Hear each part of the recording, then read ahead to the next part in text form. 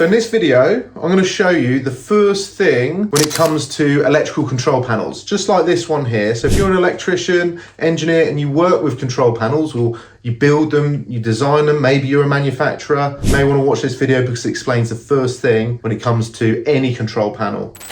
So guys, on to marking the backplate, and as you can see, first things first is give it a good clean with methylated spirit, as you can see here from this photo.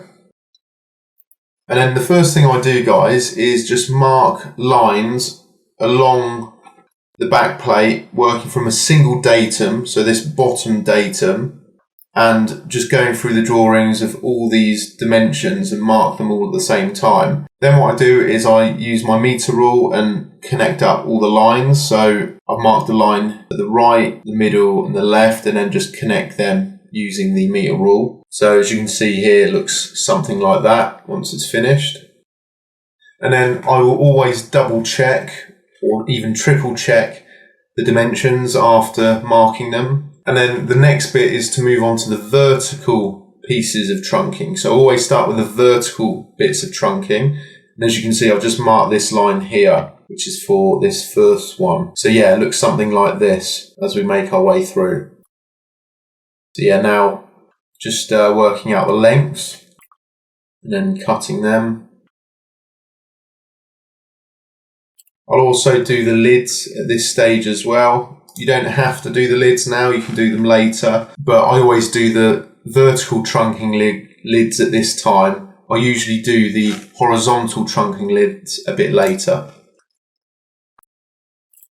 Okay, now you can see I'm starting to mark out the drill holes to fix the trunking. And now you can see I'm starting to work out the lengths for the horizontal pieces of trunking. So I'll do the horizontal bits of trunking after doing the verticals, because what you'll see in a detailed video from me is it's always good to keep a bit of space between the vertical trunkings. So that's why I do it that way round. And vertical trunkings are always kind of like the master pieces of trunking, I think, in terms of length. So again, you can see I'm starting to mark out the centres of the holes over here.